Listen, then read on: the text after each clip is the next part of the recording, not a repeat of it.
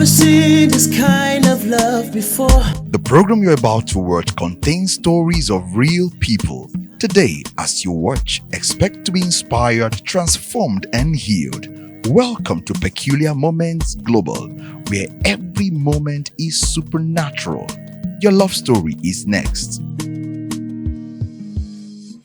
She advised me, that when I go home, I shouldn't say anything, shouldn't talk anything, that he will insult me, he will insult my parents, he will insult us, everybody, but just to find a way to make trouble, but I shouldn't.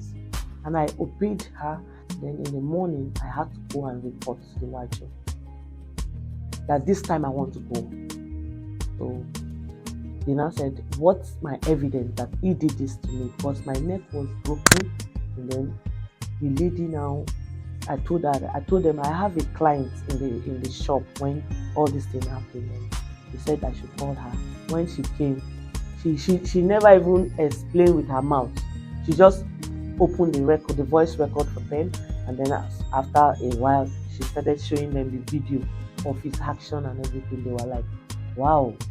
So this is what they are really looking for. That is why they were like asking me to be patient, and they want to know him very well. So they invited him, and then he came.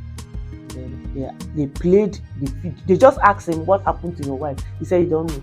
He said, I didn't even sleep in the house. They were like, you mean it? He said yes. Then they now called for the witness. He came, and then they opened the voice record, the video. He was just looking them like as if the ground should open to swallow him, because they were like they now the woman, I could remember the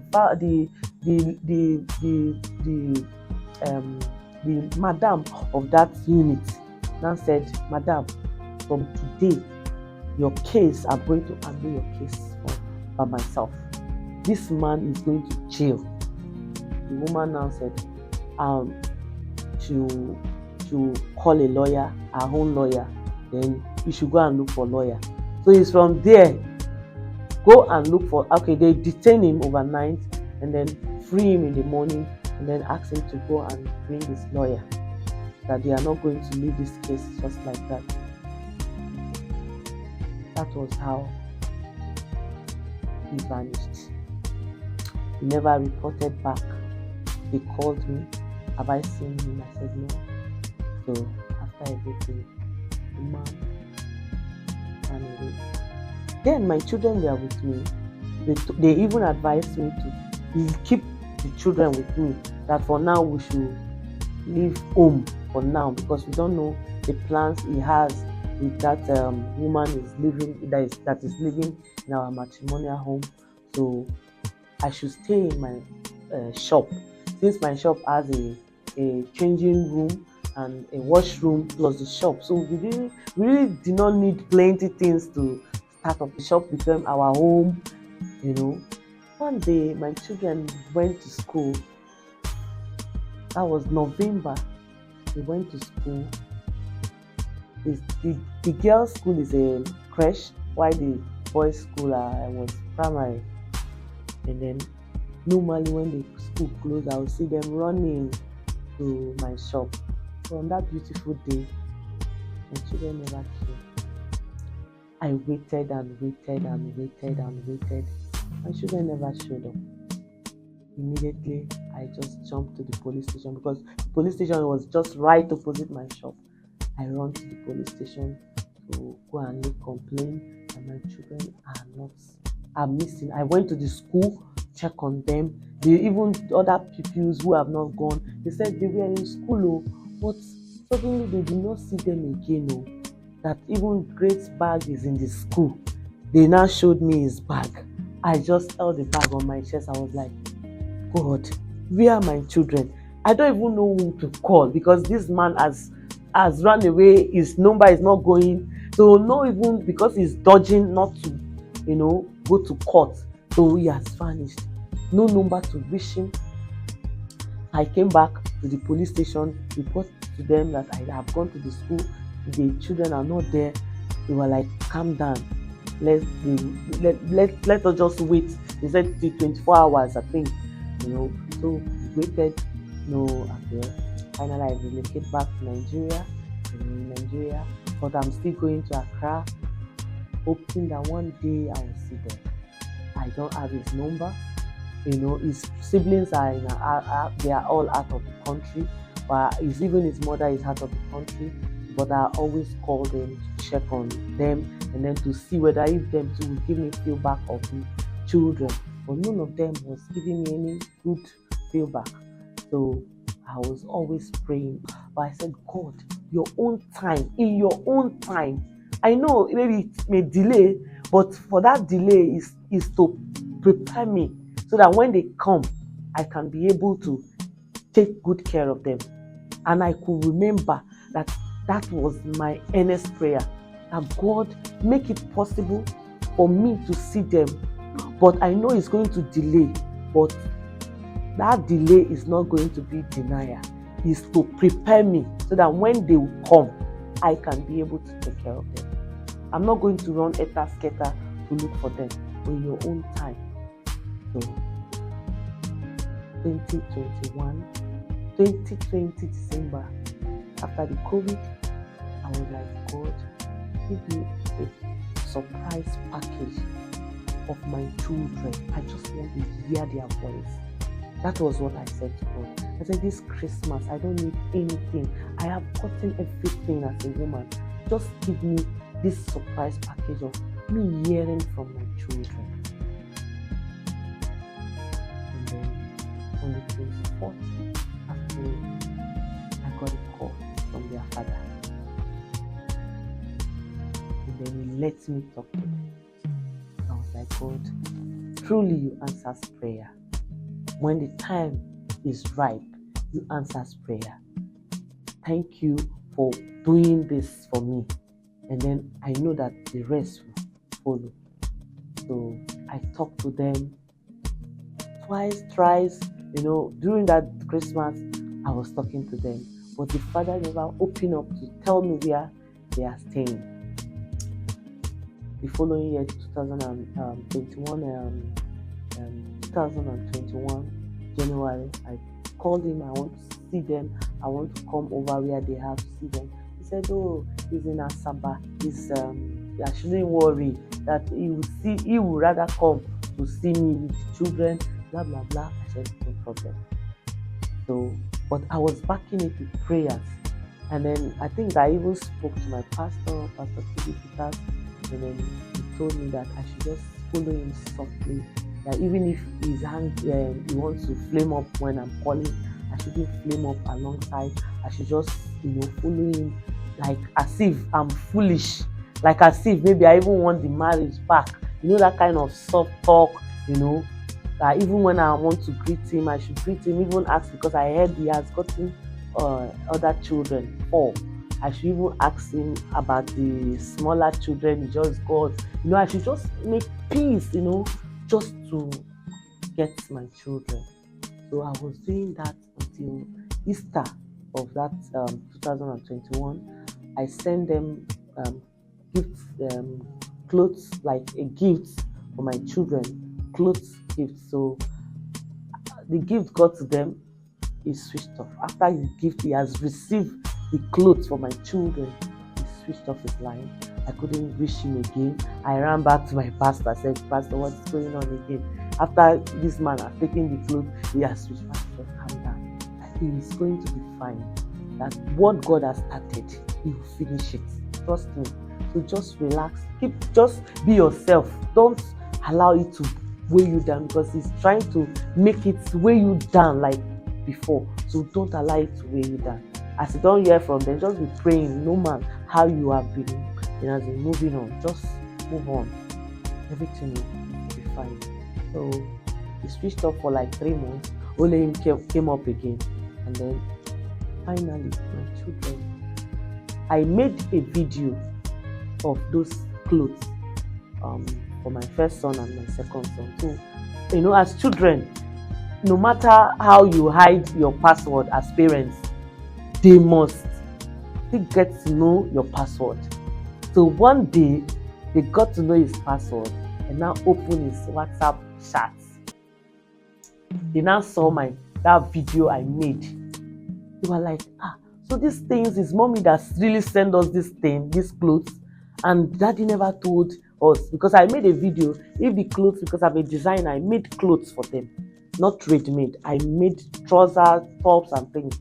I said, if this is not your size, please try and get a measurement for them and send it to me. Even this one I just made.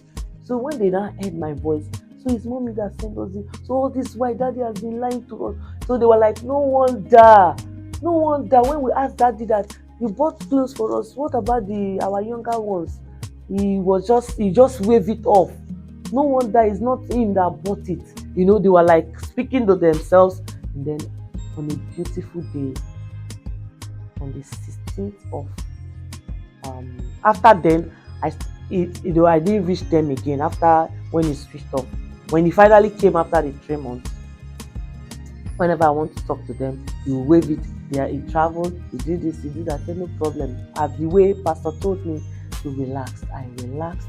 And then 2022, May 16th, I was just looking for a house. I want to move from the house I'm staying here in Port Harcourt. I was just looking for a house, and then I got a message. Text me. I was even with my agent. Text message came my phone. Mom, it's me, Bobby. Please call me. I'm like, Bobby. Well, I racked my brain. I say, it's only my son that is Bobby. And I know that he doesn't have my number. So I was racking my brain. I said, okay, let me call the number. I called the number was not going. Finally, in the evening, I got the number. When I got the number, the person picked, and it was like it's a child that picked the phone and was like running around inside the hall, So the next thing, I heard the voice, mommy, daddy's around, don't call. I was like, so is my children. So that day I shouted. I said, God, finally, my children has gotten my number. That means, in fact, you have made the pave way for me to see my children. So after when my son now said, don't call, he switched off the phone and texted me. He now texted me again. And then he called tomorrow morning by 8 o'clock. That night you need to see me. It's as if 9 should not, how will I say? No, it's as if God should just make the time to just be the next hour should just be 8 a.m. in the morning. So finally 8 a.m. came, and I called them. I got them. He said they are fine. 11 years I've not seen these children, and for 11 years they have been calling another person mommy. So you can see it. For them to switch immediately is not going to be easy. So I was patient with them, and then that day when I speak to them, immediately the Holy Spirit just asked me, fast forward, ask them where are they living, ask them where is their school, where are they schooling. I think that's the first place you will eat. So immediately I said, hey Bobo, what is the name of that your school? The boy now told me. I said, where is it located? He said it's in the Nasaba, Ofanam village. It's a community school. And I said, okay. And I said, can I visit? He said, mommy, is it not far from you? Is Port Harcourt not far from Asaba? I said, it's far, but it's a day journey. You can go and still come back. He said, really? I said, yes. He said, okay, if you can visit. But mommy, daddy will not allow to receive you. How are you going? I said, don't worry. He's in school. I'm just visiting you, not daddy. So we discussed. I told them, don't tell your dad that I am visiting. They said, no, even daddy did not do that. We started talking to you because if he knows, he will kill us. I said, okay.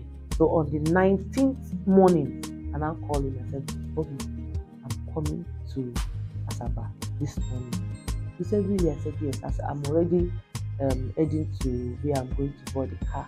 I said, okay. So he told me that I should try to meet up with the time, 1 o'clock. That's their break time. So after break, they will go into their classroom back. I said, okay, I'm coming. So me and my sister, one of my sisters, she said she will accompany me. We went. That day, God just made everything possible for me. We went to Asaba, and finally, school was over. I told my children, let me take them to eatery. To their mind, we are going to eatery to go and eat. As we are going, I said, Bobby, great, we are going to Port Harcourt. They were like, Mommy, we're going to Port Harcourt with no clothes, no bag, no. I said, don't worry, you're wearing uniform. We're going to start life afresh again. But when I saw my children that day, I wept. The look of my children, in fact, I was not even proud to tell someone that this are my children, because their growth was cheated. The father did not do anything about their growth. They were so, how will I call it? Is it malnutrition? Malnutrition was just eating all over their growth. So I brought them to Port that